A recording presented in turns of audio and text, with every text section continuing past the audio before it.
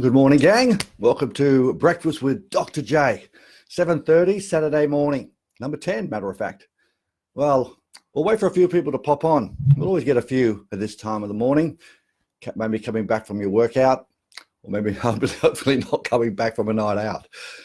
Well, today what we're going to be talking about is something that I've been asked to speak about by a number of people. So as I said, when you do pop in, say g'day, put your thumbs up, give us a bit of love, and then we'll kick some goals. Hello, morning, Karen.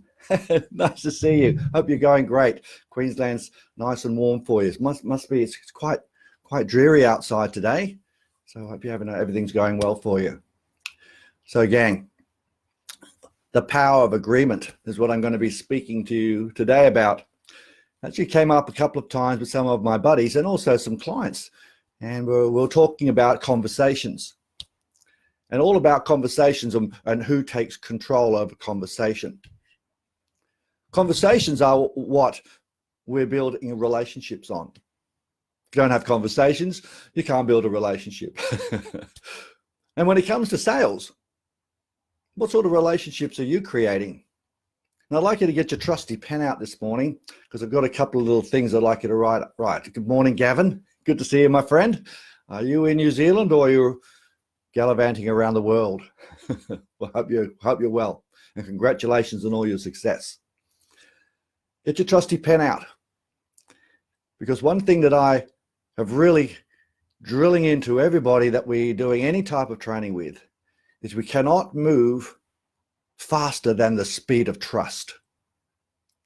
I'll say that again. We can't move forward any faster than the speed of trust. Now, how do we get that trust? Well, you've got to make sure that your person knows, likes, and trusts you and all that sort of jazz. And it's been muted for a very long time, but no one actually teaches you how to do it. So this morning is just a little quickie to show you a little bit on how to get agreement.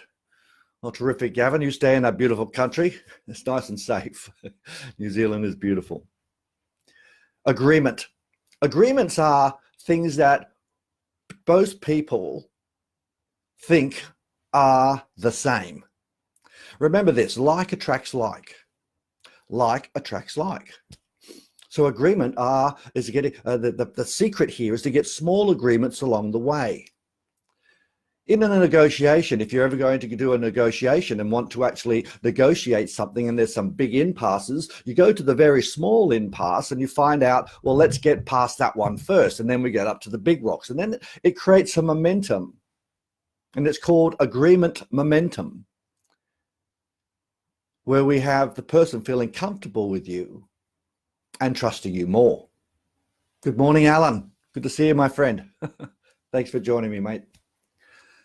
Agreements are small agreements. Now, please write these things down. Get your trusty pen out, writing it out.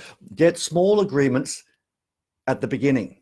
Don't try and get big agreements at the beginning in any type of conversation, communication, or sale. The smaller the agreement, the better it is. Why? At the beginning, because the person will then feel that we're on the same page. This is called the same page principle. Remember, like attracts like. And when we actually have something that we agree on, this actually is another word for commonality. Recommendation: try to get at least 2 pieces of commonality and have little agreements along the way. This has been a worry in recent times. Yes, I agree. Are you enjoying the football? Yeah, I do too. Small little agreements before we get into the nitty-gritty. It's a little bit of small talk, but make sure that the small talk has some agreements. This is number 1. What is an agreement? It's getting small little collaborations of commonality to allow you to go to the next step so you can build trust. You can't move forward any faster than the speed of trust. Give us a bit of a thumbs up if you're taking some things this is resonating with you, because I'm going to go to point number 2 in a minute.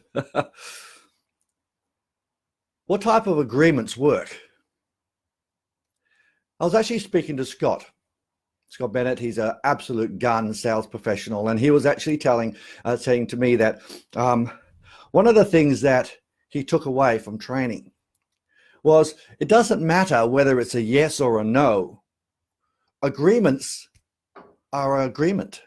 Now, does it have to be a yes agreement? Well, yeses are great. However, a no, which means we're both on the same page, is equally as powerful. So if we use a process called tie downs, and please don't overuse tie downs. Tie downs is actually making a statement and then asking a question. So you wouldn't want to be caught out doing it, would you? And the person would say no. Now, the way you do that is, we've done this in training. You'll actually say that and shake your head and make sure that the hand is going downwards this way. You wouldn't want people to cotton on that you were trying to control the conversation, would you? And when they say no, I want you to say, I wouldn't either. Now, that is the agreement modality. I wouldn't either. The answer was no, but it was an agreement. It's a beautiful day outside, isn't it? That's a very simple one. And they say, yeah, I agree. So all of a sudden, when you said that little I agree, or me neither, or I would neither, me too, brother, that's called an agreement. If you just use a tie down without the little statement at the end, it's less powerful, is it? They go, no, I agree. Because you'd want it to be powerful, wouldn't you? Now, you nod your head when you want the positive agreement, and you shake the head if you want a negative agreement. A negative agreement and a positive agreement is equally as powerful. It's just by way of definition, it's an agreement, isn't it? And if they, they say, spot on. Now, you don't have to say, me too, me too, me too all the time. You say, spot on. Yeah, I agree. You have an agreement with the agreement. Now, this is a very simple protocol, but it will give you control in the conversation. I'm sure you'd want that, wouldn't you? That was another one, wasn't it? But make sure you do them with finesse, because you wouldn't want people to see that you were trying to control the conversation, would you? I've just shown you a couple of examples. Now, I'm sure you'll be able to do it, wouldn't you? But don't do too many. A tie down at the end, wouldn't it, couldn't it, isn't it? We'll get an agreement, sure. But the better ones are the inverteds. Instead of say, it's a lovely day outside, isn't it? You just say, isn't it a lovely day outside? That suggests a yes, or suggests an agreement. Because wouldn't you agree? It would be embarrassing if they thought they knew you were trying to control the conversation. Wouldn't you agree? Was that the front? That's called an inverted tie down. Getting agreement or suggestions to agreement is an incredibly powerful way to control a conversation. If you do this well, what will happen is people will start to endear themselves to you. Agreement is commonality, all wrapped up in sugar coating. So use a few tie downs at the end, and use more inverted tie downs. This will command agreement, which means that if someone likes, remember, oh, by the way, I'll just recap this again. Make sure you agree with the agreement, because you want them to feel as they're the same, don't you? If you said yes, me too. All right, that little thing at the end is the finesse that makes it so much better. Okay, as I said, it's just a shorty. Number 4 is when's the best time to use agreement? Well, I believe it's very important to get agreement to get the permission to move forward. Some people in sales and on the telephone and so forth just keep doing all of their rambling. I think it's important that you stop, recap, and get agreement to move forward. Well, I think we're on the same page. And you could use a tie down, aren't we? You say, okay, terrific, let's move forward. All of a sudden, it staggers the conversation. You confirm with agreement, and then you can go to the next stage. Big mistake in sales or any type of conversation or negotiation. We continue to have dialogue when we have got an impasse. I'll say that again. We continue to have dialogue when we have an impasse. That means that everything you're saying when there's an impasse afterwards is going to be a little bit tainted. Now, you might fluke it and fix the impasse in your chitter chatter, but it is recommended you get agreement, either yes or a no. Now, by the way, no agreements are equally as powerful, as I said earlier. No, you wouldn't want to actually have that happen too much longer, do you? You don't want to be in debt for too much longer, do you? No. Well, okay, I wouldn't either. Let's move forward. An agreement to the negative is sometimes more powerful than the yes, yes, yes agreement. Okay? So, give us a couple of thumbs up. We've got lots of people on this morning. So just give us a little bit of I'm listening so I know that you're there. All right. I also believe that you need to use agreement when you're doing your testing. You've always got to test the temperature before you move forward. Stop. Ask if we're on the same page. Ask the question, is this convenient? Yes. Are you sure? Convenience is the holy grail to closing a sale these days. So I recommend that you should stagger, ask a convenience question. Are we on the same page? This convenient? This working out for you? Yes, it is. Are we sure? Any questions? Move forward so we have agreement before we get into the big explanation, demonstration, or tour, or proofing, or closing. Now, in proofing or in touring, the old touring, I believe it's absolutely essential to get agreement before you sit down to get your person into a position to ask them for a decision. There's a process we teach in our training called transition. It's for test closes, pre-closes, whatever you like to call them, which allows us to get agreement. It's either a negative or a positive agreement. Negative or positive agreements are equally as powerful. Never sit down to do a price presentation until you know the person wants to move forward. Get permission to move forward. This is creating agreement. Now, number 5, and it's the last point I'm going to share with you this morning, is you must make sure that you get agreements before you ask for the sale. It is recommended that you get at least in your explanation, proofing, demonstration, you need a minimum of 11 agreements. 11.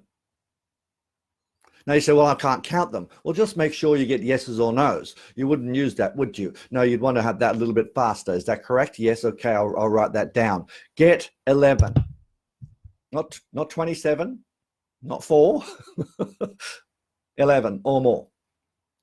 Now, the test closing processes allows you to have 4 out of the 11. So your test close is a mandatory test close. You ask some testing questions. Could be outside the bubble, inside the bubble. Outside the bubble is just, can you see yourself doing it? It's outside. Inside, how many times would you be using X, Y, and Z when you are doing it? That's inside the bubble. The consequence of this is that you need to make sure that you always live to the golden rule. Never present your prices until you get permission with agreement. So always test the temperature before. Question, is everything that you look, did we show you everything? Did we explain everything that you were looking for or wanting? Did we leave anything out? So we want to see if there's a negative model. Then we want to say, is it going to be convenient for you to use X, Y, and Z? Can you see yourself doing this and working with our people to get A, B, and C? Always fix the pain. Always get that positive reinforcement. And when they give you yes, yes, yes, I say, are you excited about it? Yes, I am too. All right, so you get that agreement. Are you excited about it? Yes, I am. I am too. It's going to be awesome for you. That's an agreement. But it's a test close. And then you say, other than the investment, which I'm going to run through in a moment, are there any other questions? No, you just give me what the investment is and see if the value equation matches up to the actual price. Then you'll be able to close. Always work with the golden rule. Never present prices until they're ready to buy. And the way to do that is to get agreement. So in summary, we know what an agreement is. We recommend you do small agreements, little agreements, easy agreements from the get-go. Be on the same page, get that commonality, small little agreements, mandatory. Number 2, understanding that the yes agreement and the no agreement is equally as powerful. We use a process called tie-down, don't we? Hey, you're right. We could invert the tie down to soften it. Wouldn't you agree? It'd be more powerful to invert it and it to be hidden? Yep, me too. So we put it at the front. Number 3 is all why we need to have control. Controlling the conversations allows you to then maneuver. By the way, control has to be a conscious competence process. This is a little add-on before I go. Control is easy. If someone is actually in control of the conversation, they are usually making statements. The way to actually stagger it is either asking an open question if you want them to talk, a closed question if you don't want them to talk. A closed question is called a platform. An open question actually solicits them talking. If you want them to shut up, ask a closed question. If you want them to talk, open question. So that's why the tie down was a yes or a no. You would want that too, wouldn't you? Yes, that stops them from talking. That's a control mechanism. Number 4. When's the best time to use a tie down? When you want to move forward, get permission. When you want to get permission to go to the next step. So you want a yes or a no. So we ask that closed question. We're on the same page here, aren't we? Yep. Would you like to know more? Yep. Move forward. If they say no, fix it. Lucky last. Making sure that you use your agreement process before you do any type of presentation. Test the temperature, use transition, and kick some goals. So agreement, isn't it a powerful process? It's either a yes or a no. Don't get locked into the yes, yes, yes, yes, yes. It doesn't matter if it's yes or no. All you have to do is we're on the same page. But remember the little thing before I wrap it up. Always agree with their agreement. You wouldn't want them to think that you didn't care, would you? Not me neither. So this is something you can play on the weekend. Remember, don't overkill the agreement. 2 or 3 is enough. And then you'll be in control. Now, we always have some questions. If you have any questions, have a bit of a, put it into the comments. Let's see if I can answer some of your questions there. I don't think I can actually scroll this morning. Anyway, let's have a bo peep there. I'll see less there. Okay. Matt Forrest, good day, my friend. Good to see you. If you've got any questions, guys, I've actually got the scroll happening now. Whack it in the little box there, and we'll be good to go. So I can always answer some questions along the way. So it doesn't have to be part of agreement. It's an opportunity to chit-chatter with you if you've got something that you'd like to ask. I know it's a bit of a delay, so I don't just disappear on you. So if there's a question that you have, wrap it into the comments and I can answer them. If not, well, I'll sip on my coffee while I wait for a question. As I keep saying, I make a great cuppa. So have you got any questions there? If not, then I will say ta-ta. I will give it a few more moments because sometimes the scrolling does nothing pops up. Okay, giving it the 10 seconds. All right, gang, put it into practice. Hope that helped. Kick some goals. Have a fantastic week coming up. And if you're in the Sales Authority Club, we're going to be continuing with our 4Ws plus H and doing our implementation. And we've got a special guest coming on for sales and business tips. All right, gang, we'll talk to you soon. Bye for now.